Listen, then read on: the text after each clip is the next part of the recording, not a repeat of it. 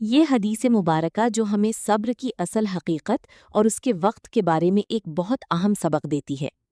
اس حدیث کے پیچھے ایک مکمل واقعہ ہے جو کچھ یوں ہے۔ نبی کریم صلی اللہ علیہ وآلہ وسلم کا گزر ایک ایسی عورت کے پاس سے ہوا جو ایک قبر پر بیٹھی رو رہی تھی۔ وہ اپنے کسی پیارے، غالباً اپنے بچے کی وفات پر بہت زیادہ غمزدہ تھی اور بے صبری کا مظاہرہ کر رہی تھی۔ آپ صلی اللہ علیہ وآلہ وسلم نے اسے دیکھ کر نصیحت فرمائی، اللہ سے ڈر اور صبر کر۔ وہ عورت اس وقت اتنی زیادہ غم میں ڈوبی ہوئی تھی کہ اس نے مڑ کر یہ بھی نہیں دیکھا کہ کہنے والا کون ہے۔ اس نے جواب دیا، میرے پاس سے ہٹ جاؤ، تمہیں وہ مصیبت نہیں پہنچی جو مجھ پر آئی ہے، یعنی تم میرا دکھ نہیں سمجھ سکتے۔ بعد میں جب آپ صلی اللہ علیہ وآلہ وسلم وہاں سے تشریف لے گئے تو لوگوں نے اس عورت کو بتایا کہ وہ اللہ کے رسول صلی اللہ علیہ وآلہ وسلم تھے۔ وہ عورت بہت شرمندہ اور پریشان ہوئی اور فوراً آپ صلی اللہ علیہ وآلہ وسلم کے دروازے پر پہنچی۔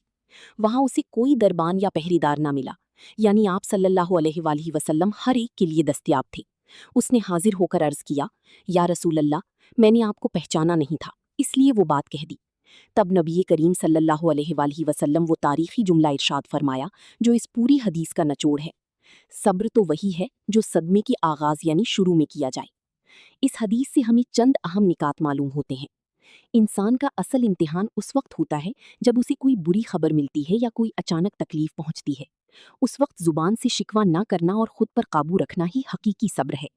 وقت گزرنے کے بعد تو ہر انسان کا غم ہلکا ہو جاتا ہے اور وہ خاموش ہو جاتا ہے، لیکن اسے وہ اجر نہیں ملتا جو صدمے کی پہلی لمحے میں صبر کرنے والی کو ملتا ہے۔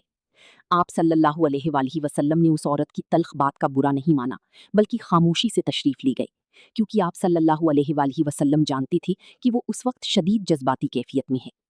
آپ صلی اللہ علیہ وآلہ وسلم نے پہلے اللہ سے ڈرنے کا حکم دیا، کیونکہ جس کے دل میں اللہ کا خوف اور اس کی حکمت پر یقین ہوتا ہے وہی مشکل وقت میں صبر کر پاتا ہے۔ اگر نادانی میں کسی سے کوئی بدتمیزی ہو جائے تو اسے احساس ہوتے ہی معافی مانگ لینی چاہیے، جیسا کہ اس خاتون نے کیا۔ یہ حدیث ہمیں سکھاتی ہے کہ آزمائش کے وقت اللہ کی رضا پر راضی رہنا اور جذبات میں آ کر ناشکری کی کلمات نہ نکالنا ہی ایک مومن کا شیوا ہے۔ اصلی صابر وہ ہے جو چوٹ لگتی ہی الحمدللہ کہے یا صبر کا دامن تھام لے۔ اگر یہ پیغام آپ کو اچھا لگا ہو تو اسے لائک اور شیئر ضرور کریں تاکہ دوسروں کو بھی نیکی کی دعوت ملے۔ اللہ حافظ۔